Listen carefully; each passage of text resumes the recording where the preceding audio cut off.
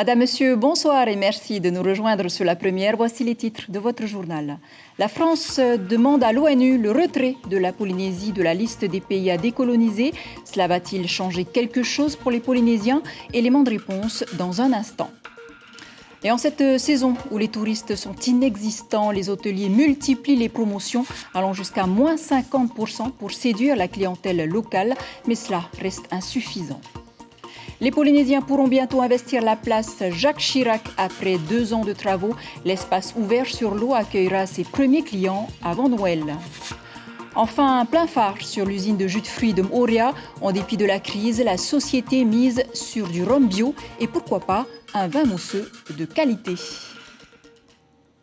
7 ans après la réinscription de la Polynésie sur la liste de l'ONU des pays à décoloniser, la France s'exprime pour la première fois. Nous souhaitons que la décision d'inscription de la Polynésie sur la liste des territoires non autonomes soit revue, a affirmé Nicolas Rivière, pour respecter la volonté de la population polynésienne. Fin de citation. Aucune incidence sur la vie des Polynésiens, mais des enjeux diplomatiques certains. Lucille Guichet-Tirao, Heidi Enko. C'est une intervention passée presque inaperçue et relatée par Tahiti Info aujourd'hui. Dans la salle de la 4e commission de l'ONU, pas de représentant polynésien Covid oblige, mais le représentant de la France. Il s'exprime pour la première fois sur le cas de la Polynésie et demande de revoir l'inscription du pays sur la liste des territoires non autonomes. En clair, le retirer de ce que l'ONU considère comme des pays toujours colonisés. Dans les faits, cela ne change pas grand-chose, à part peut-être sur le plan diplomatique. Il faudra saisir le comité de décolonisation, ce qui a déjà été fait mais sans succès. Il faudrait donc obtenir un succès auprès du comité de décolonisation, ensuite passer devant la 4e commission qui elle-même préparerait un dossier pour que l'Assemblée générale se prononce. Mais dans l'état actuel des choses, il y a assez peu de chances pour que cela bouge. Un dossier sensible puisque le président Édouard Fritsch n'a pas souhaité réagir. Pourtant, c'est bien l'argument de la France, la victoire des autonomistes aux dernières élections territoriales. Ce ne sont pas des élections qui sont de nature constitutionnelle et qui sont donc des élections propices à jauger du désir d'un peuple de devenir indépendant ou pas. La seule élection qui vaille, c'est évidemment au plan constitutionnel un référendum. Cette liste de l'ONU compte 16 pays non autonomes, mais au moins 30 territoires n'y figurent pas, comme le Tibet ou encore la Papouasie occidentale. Et pour l'instant, la crise est toujours là. L'heure n'est pas à la fête pour les hôteliers. Ils retroussent même les manches pour maintenir une activité à bout de souffle. Vide à 70% et sans perspective jusqu'à février 2021, ils misent comme à chaque crise mondiale sur le marché résident. Jeanne Fanariotis et Sandrouli nous en disent un peu plus sur la stratégie. Avec des clients internationaux presque totalement disparus du paysage touristique polynésien, il fallait réagir et vite. Pour pallier au manque de visiteurs américains et français, principaux marchés sources, les hôteliers s'appuient aujourd'hui sur la clientèle locale, soit 15% de la population. Mais est-ce bien suffisant ? Non, ça ne l'est absolument pas. Dans les discussions qu'on avait eues au début, on nous disait « faites marcher le résident, vous allez vous en sortir ». On savait que ce n'était pas possible et ça ne l'est pas et on se le prouve tous les jours. Par contre, quand on est au bord de l'asphyxie, le peu d'oxygène qu'on peut recevoir, on le prend. Donc le marché résident, c'est ça. Les 2 mois de fermeture en avril et mai dernier ont eu raison des dernières réservations. Alors on a repensé les offres pour un marché résident pour qui l'on a pratiqué un niveau tarifaire autour de 50%. Résultat, package restauration et hôtellerie se disputent jusqu'à la dernière minute. Je suis ici parce que je profite de l'offre que j'ai vue sur Facebook, que 3e minute offert, première minute tu payes, classement et 3e minute est offert. Je profite, moi et ma petite famille, d'être venus ici aujourd'hui. Ils appellent en masse. C'est vrai. Ils appellent en masse. Et quand même pour les masse, fêtes. Ça veut dire combien par exemple Par jour, il faut compter déjà pendant mon shift au matin, il faut compter une bonne vingtaine d'appels. Donc, et même si souvent c'est le téléphone, ça n'arrête pas quand même. Juste un petit instant. J'ai dit ma période d'instant, il y en a. Tarifs dégressifs selon un nombre de nuitées pour les couples et les familles, prestataires touristiques greffés pour certains à des compagnes conjointes. Mais quid alors des soirées de réveillon? S'ils sont autorisés à venir, on va essayer que ce soit le plus festif possible, avec bien sûr mettre en avant la culture polynésienne avec des groupes de danse, la possibilité, je l'espère, de danser, des feux d'artifice et surtout un bon repas. Avec un prix moyen normal, il faudrait un taux de remplissage de 70 à 80% d'occupation pour vivre. Or, il est à ce jour de 30%. Isolés et avec des opportunités restreintes, les hôteliers tentent encore de se réinventer en ces temps de crise. Je vous le disais en titre, elle deviendra bientôt un site incontournable du front de mer, la place Jacques Chirac. Après 2 ans de travaux et 1 milliard de francs d'investissement, son ouverture a été retardée par la crise sanitaire, mais elle est prête. Les restaurateurs n'attendent plus que l'inauguration. On voit cela avec Nicolas Suire et Théiva Rivet. Mais quand la place Jacques Chirac sera-t-elle enfin ouverte au public? Telle est la question que la population urbaine se pose depuis plusieurs mois maintenant. Les travaux de rénovation sont terminés depuis 1 an. Ils ont duré 2 ans. Seules les formalités administratives restaient à effectuer. On a commencé à lancer les démarches pour les autorisations début d'année. Malheureusement, la Covid est passée par là et voilà, ça a perturbé toute la chaîne. Voilà, on a obtenu les certificats de conformité juste la semaine dernière. L'inauguration aura lieu dans quelques jours, en tout cas avant Noël. L'entreprise qui a réalisé la plus grosse partie des travaux est impatiente également. On attend que le port autonome nous donne le feu vert pour enlever les clôtures et puis pour faire l'inauguration pour que tout le monde puisse jouir de ces beaux espaces. Les 2 restaurateurs de la place aussi ont hâte que l'inauguration ait lieu. Ils avaient répondu à un appel d'offres il y a 4 ans. Celui-ci a embauché 18 personnes et compte en recruter 4 de plus lors de la levée du couvre-feu. La première grosse réunion des employés aujourd'hui, c'est grand ménage, on explique les postes, on va réviser toute la carte, les cocktails. C'est une bonne semaine à venir, très chargée, et on espère pouvoir faire nos premiers services tests en fin de semaine. Une place magnifique que le public appréciait déjà avant les travaux. Alors pas de doute, il la fréquentera avec d'autant plus de plaisir. Voilà de nouvelles adresses à découvrir sur le front de mer. En justice, on retiendra la condamnation d'un homme en comparution immédiate pour outrage. Les faits se sont déroulés à Rimatara le 22 novembre dernier. L'homme fêtait la fin de son engagement à la Croix-Bleue. Ivre, il insulte un mouteuil et un gendarme. Il a écopé cet après-midi de 4 mois de sursis probatoire, 78 heures de travail d'intérêt général. Il doit également indemniser les parties civiles.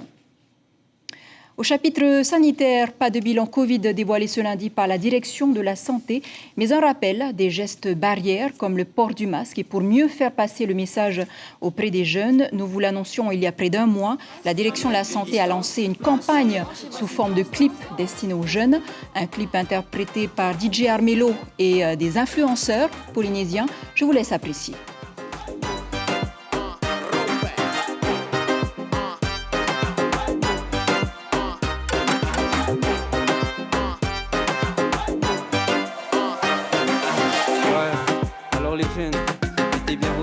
Stylé, avec ça vous avez tout piqué à vos pieds. Ouais, retenez bien. Vous avez compris les jeunes? Et ça. Yo, c'est DJ Armello. Un petit message à tous les jeunes du Fénois. Prenez soin de vous et de vos proches. Ouais. Voilà un clip que vous allez retrouver chaque soir sur vos antennes télévisées. On vous en parlait la semaine dernière du retour des enfants dans les îles pour les vacances. Les étudiants de Uapo sont arrivés hier à Bonport, aux Marquises, épuisés après plusieurs heures de voyage suite à quelques incidents. À leur arrivée à terre déserte sur Nukuhiva, une panne du Twin Otter sur Hivaoa les a contraints à reprendre la TR direction Hivaoa pour ensuite rejoindre leur île par la navette administrative, soit 5 heures de navigation supplémentaires. Écoutez les précisions du Tavana au micro de Lionel Tehamwana. Le pays a pu affréter le théâtre au Hiva pour accompagner les enfants de Hivaoa jusqu'à Uapo. Donc on s'est déplacé des vallées justement pour récupérer nos jeunes, retrouver leurs familles et rester en confinement comme prévu. Une soixantaine d'élèves sont également arrivés vers 16h cet après-midi par bateau de Nukuhiva.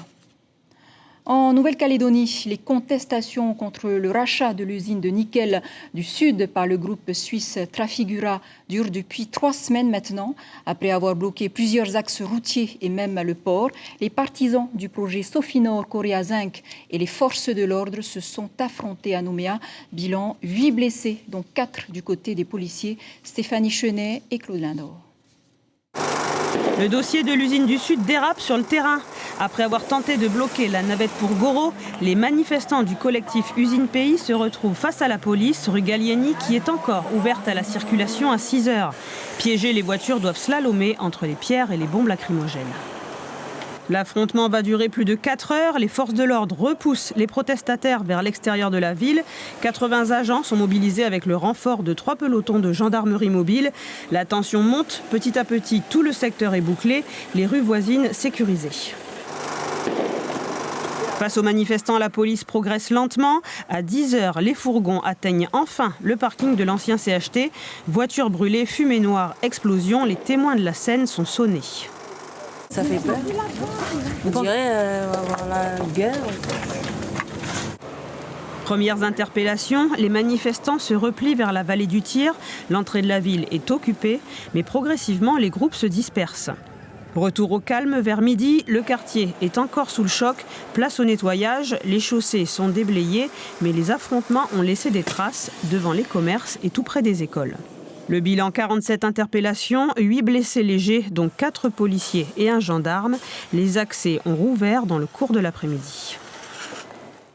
Retour au paysage plus paisible de l'île Sœur en ces temps difficiles. Il y a des entreprises qui continuent d'innover. C'est le cas de la société productrice de jus de fruits de Tahiti. Basée à Moorea, l'usine a fait l'acquisition de nouvelles parcelles de terre destinées à une exploitation d'exception, un rhum et un mousseux bio made in Tahiti. David Chang et Marouki Duri.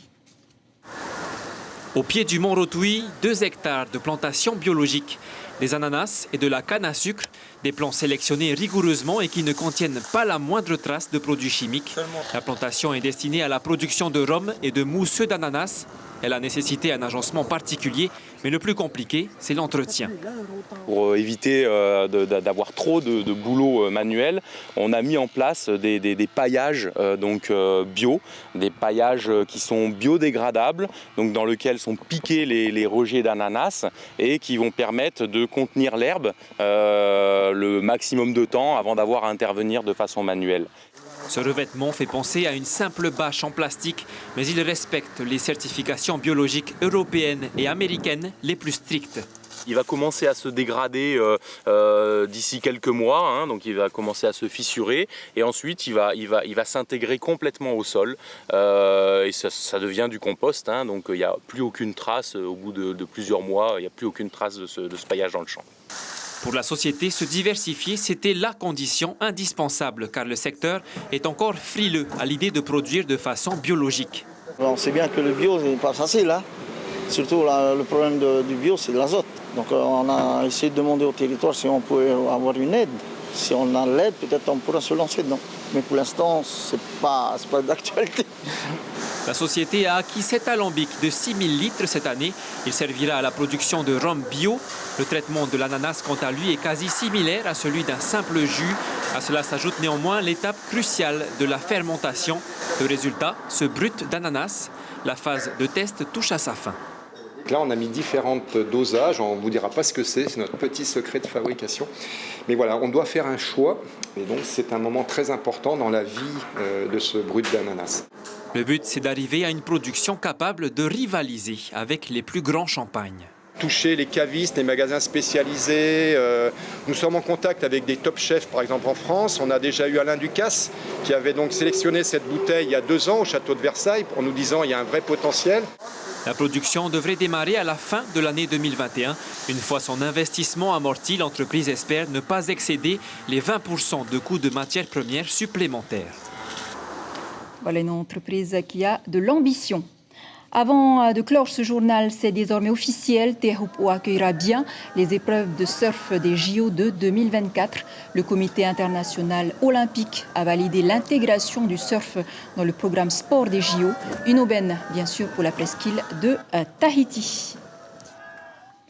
Voilà, c'est ainsi que se referme cette édition dont je vous rappelle l'information principale. 7 ans après la réinscription de la Polynésie française sur la liste de l'ONU des pays à décoloniser, la France s'exprime pour la première fois et demande de revoir l'inscription du pays sur cette liste.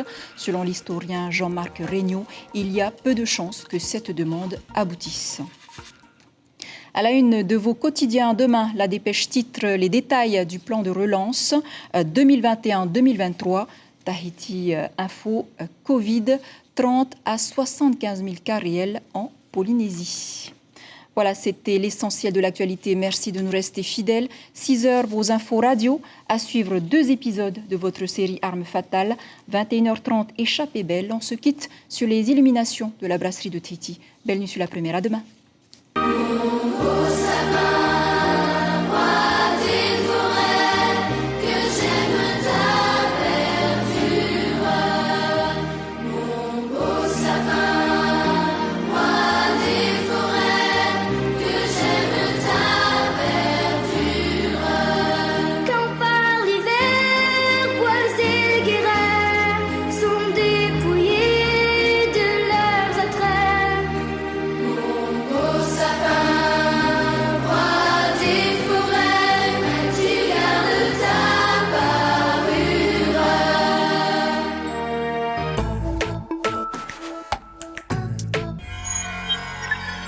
Retrouvez ce programme en replay sur notre site internet